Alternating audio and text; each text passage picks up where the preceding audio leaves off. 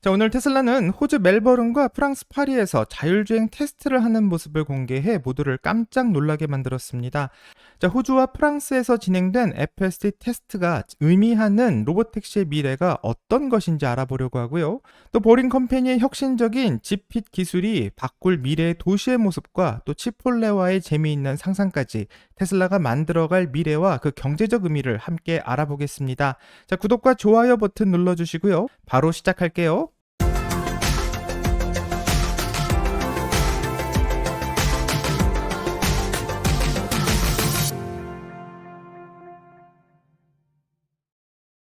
안녕하세요. 오늘의 테슬라 뉴스입니다. 자, 오늘 테슬라는 349.86을 기록했고요. 오늘 2.05%의 상승이 있었습니다. 자, 한 주 동안의 변동성을 살펴보면 테슬라는 17.34%의 상승을 보여주었고, 한 달 동안에는 무려 44.89%의 상승을 보여주었으며, 6개월 동안에는 6.54%의 상승을, 2025년 1월 1일부터 현재까지는 마이너스 13.34%의 하락을 보여주고 있습니다. 자, 먼저 테슬라의 자율주행 기술인 FSD에 대한 소식부터 시작하려고 하는데요. 테슬라는 호주 멜버른과 프랑스 파리에서 FSD 테스트를 진행하는 영상을 올렸고, 그 영상을 보면 정말 놀라운 장면들이 많습니다. 자, 우선 영상을 보게 되면 호주 멜버른의 복잡한 도심에서 FSD가 차량을 부드럽게 운전하는 모습이 나오는데요. 특히 멜버른의 독특한 교통규칙인 훅턴을 완벽히 소화했다고 하며, 이 훅턴은 트램을 피하기 위해서 이 차가 오른쪽으로 크게 돌아서 좌회전을 하는 독특한 방식인데요. 이 호주의 현지 운전자들도 상당히 어려워하는 규칙이라고 합니다. 자, 그런데 이런 어려운 규칙을 FSD가 정확히 이해하고 주행하는 모습이 정말 인상적이라고 생각하고요. 또 호주는 우측 주행 국가이기 때문에 핸들이 오른쪽에 있는데, 이 테슬라의 FSD가 완전히 방향이 다른 도로에서도 기존의 데이터를 기반으로 주행이 가능하다는 것을 확인시켜주고 있고, 이 테슬라의 AI 기술이 정말 대단하다는 것을 알 수 있게 합니다. 자, 우측 핸들 차량을 사용하는 나라는 약 44개국으로 영국의 역사적 영향 아래 있거나 영국식 교통체계를 도입한 국가들이 우측 핸들 차량을 사용하는데요. 이 대표적인 국가로는 영국과 일본, 오스트레일리아, 인도, 홍콩, 싱가포르, 그리고 뉴질랜드 등을 들 수 있겠습니다. 자, 만약 우측 핸들 국가에서 FSD가 가능하다면 테슬라의 FSD는 전 세계로 더 빨리 퍼져나갈 것만 같은데요. 또 테슬라는 프랑스 파리에서 FSD의 테스트가 진행되고 있는 것을 공개했고, 파리의 도로 환경은 또 다른 도전인 것 같습니다. 자, 유럽의 파리는 좁은 골목과 복잡한 로터리가 굉장히 많기로 유명하고요. 특히 개선문 주변의 로터리는 무려 12개의 도로가 만나는 곳이라 교통이 정말 혼잡한데요. 이 웬만한 실력이 아니라면 이곳에서 운전하는 것은 매우 어려운 일입니다. 자, 하지만 FSD는 여기에서도 차량의 간격을 유지하면서 부드럽게 주행했고, 심지어 프랑스어로 된 도로 표지판을 실시간으로 인식해 경로를 조정하는 것을 알 수 있습니다. 자, 테슬라의 FSD는 카메라와 AI만으로 이런 다양한 환경을 이해하고 또 도로를 주행하고 있으며, 라이다와 같은 추가 센서를 사용하지 않고 오직 카메라 8개와 신경망 AI로 도로의 표지판과 차량, 그리고 보행자를 인식하고 있습니다. 자, 호주에서는 영어의 표지판을 사용하고 프랑스에서는 프랑스어 표지판을 사용하지만, 이 테슬라의 AI는 이를 실시간으로 번역하고 어디로 가야 하는지 이해하고 있는 것 같고요. FSD가 이걸 해냈다는 건 AI의 언어 처리 능력이 정말 수준급이라는 뜻으로 해석할 수 있고, 이런 기술이 글로벌 환경에서 제대로 작동하게 된다면 테슬라는 전 세계에서 로보택시라는 미래의 비즈니스를 정말 시작할 수 있게 됩니다. 다음 달 2025년 6월에 오스틴에서 비감독 FSD를 활용한 로보택시 서비스가 출시될 예정인데요. 이곳에서 운전자가 전혀 개입하지 않는 완전 자율주행을 시작하려고 하고 있고, 테슬라는 이미 오스틴에서 300대 이상의 차량으로 테스트를 진행 중인 것으로 알려졌습니다. 자, 만약 텍사스 오스틴에서 비감독 자율주행 서비스가 성공하고 또 로보택시 서비스를 인정받게 된다면 다음으로 호주와 파리에도 FSD 서비스를 준비할 수 있을 것 같고요. 이 호주와 프랑스에서 현재 테슬라가 FSD를 테스트하고 있는 것은 이 로보택시 서비스를 전 세계로 확장하기 위한 중요한 준비라고 생각하게 됩니다. 자, FSD가 다양한 도로의 환경과 언어를 이해할 수 있다면 로보택시는 뉴욕과 파리, 도쿄와 서울 어디서든 운영될 수 있다는 것을 말하고 있고, 이 서울의 복잡한 도심에서 한국어 간판을 읽고 강남역 주변에 혼잡한 교차로를 주행하는 로보택시를 상상해 볼 수 있게 하는데요. 이렇게 되면 테슬라는 전 세계 교통시장을 장악할 수 있는 발판을 마련하게 되는 것이고, 자, 그렇기 때문에 호주와 프랑스의 테스트는 단순히 기술 검증이 아니라 글로벌 시장 진출의 신호탄이라고 볼 수 있기 때문에 매우 중요한 일인 것 같습니다.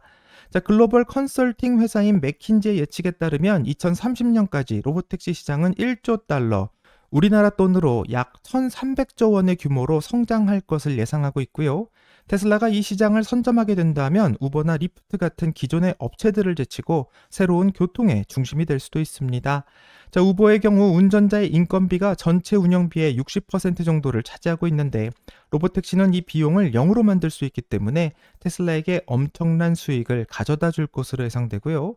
정말 테슬라가 이것을 현실화시킬 수 있을지 같이 기대해 보겠습니다. 자, 재미있게도 일론 머스크의 회사인 보링 컴퍼니는 새로운 기술을 공개했는데, 이 기술은 앞으로 로보택시가 더 효율적으로 움직일 수 있는 환경을 만들 것만 같습니다. 자, 보링 컴퍼니는 교통의 체증을 해결하기 위해서 지하에 터널을 파는 기술을 개발하고 있고, 그 과정이 너무 오래 걸리고 상당히 지루하기 때문에 회사의 이름을 지루하다고 말하는 보링으로 사용할 정도입니다. 하지만 최근 보링 컴퍼니는 집핏이라는 제로 피플 인 터널이라는 기술 영상을 공개했는데요. 이 영상이 공개되고 나서 많은 화제가 되고 있고, 이 기술이 혁신적인 이유는 바로 터널 공사 현장에 사람이 단 한 명도 없기 때문입니다. 자, 보링 컴퍼니는 터널을 만드는 모든 공정을 완전히 자동화한다고 선언하고 있는데요. 그럼 지핏 이전에는 터널 공사가 어떻게 진행됐었는지, 그리고 이 기술이 어떤 변화를 가져오는지 이제부터 한번 살펴봐야겠습니다. 자, 기존의 방식으로 터널을 만들게 된다면 지하철 터널이나 도로 터널을 만들 때 수십 명에서 많게는 수백 명의 작업자가 필요했고, 일반적으로 이 터널 굴착 기계인 TBM을 운영하는 데만 최소 10명에서 20명의 숙련된 엔지니어와 작업자가 현장에서 상주해야만 했으며, 여기에 안전관리와 자재 운반, 터널의 벽 보강 작업 등을 위해 추가 인력이 필요했고, 이 예로 뉴욕의 세컨드 애비뉴 지하철 프로젝트 같은 경우 한 구간 공사에 하루 평균 100명 이상의 인력이 투입되었으며, 워낙 위험한 작업이었기 때문에 작업 속도 역시 매우 느렸다고 알려졌습니다. 자, 보통 일주일에 고작 200m에서 700m 정도 파는 속도였다고 하는데요. 지핏 기술은 이걸 완전히 바꿀 것으로 예상되며, 보링 컴퍼니의 지핏은 터널 안에 사람이 한 명도 없기 때문에 기계가 알아서 터널을 파고 벽까지 세우게 되며, 그래서 위험도 없고 밤낮 없이 24시간 쉴 새 없이 일할 수 있다는 장점이 있게 됩니다.